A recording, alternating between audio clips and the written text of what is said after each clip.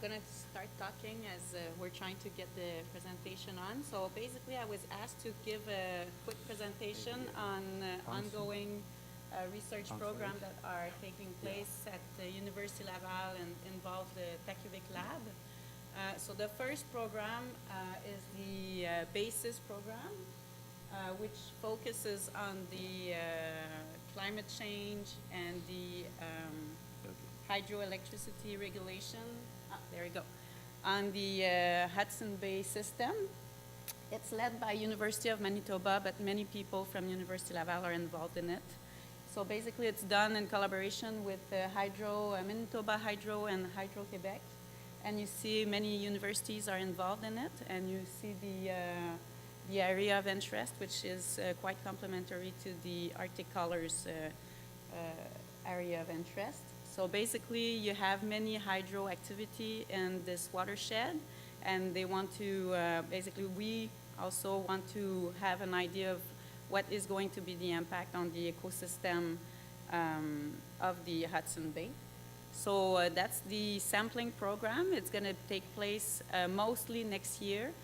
They'll have ice camp in the winter time, and the Amundsen, which is an icebreaker, is going to visit the Hudson Bay in June and July. They'll have moorings as well to do continuous measurements over the whole period of interest. There's 5 teams. It goes from the physical environment, biology, the carbon cycle, the contaminants, and I'm just going to finish this little presentation on BASIS to show you the different watersheds that are of interest to that program. So the sampling will take place next year, but there'll be ongoing exploitation of the data after that.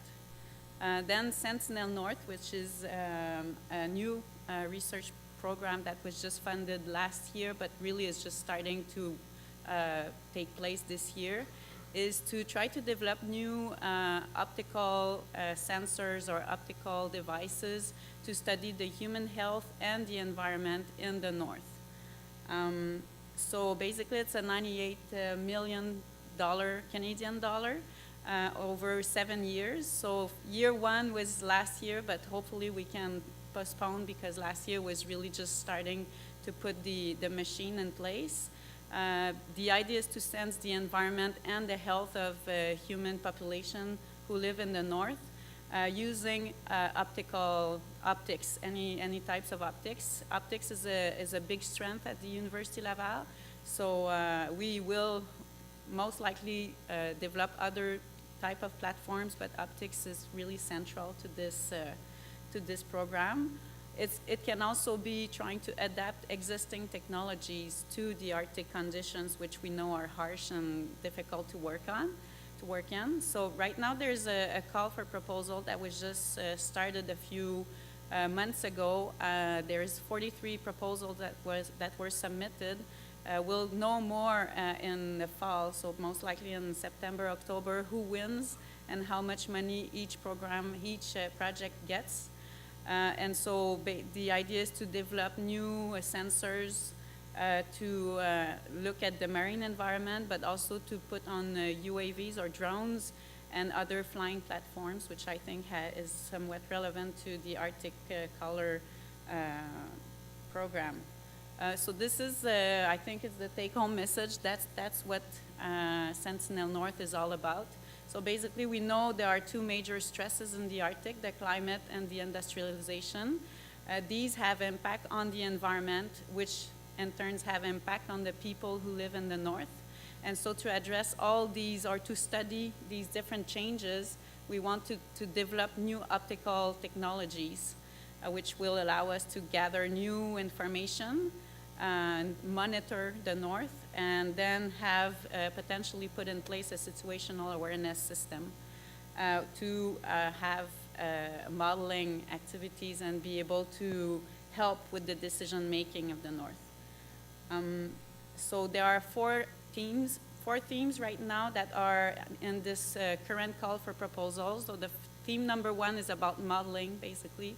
Theme number 2 is about light, measuring light in the environment, light as a driver to human health, and information that we can get from the light.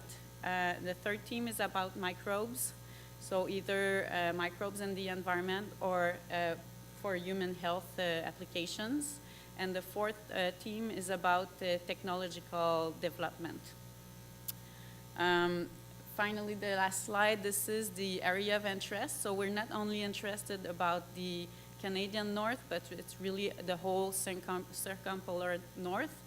There will be, so the first call for proposal was this year, and then there will be a second call for proposal in 2 or 3 years, which I think could match a little bit better the Arctic color timeline.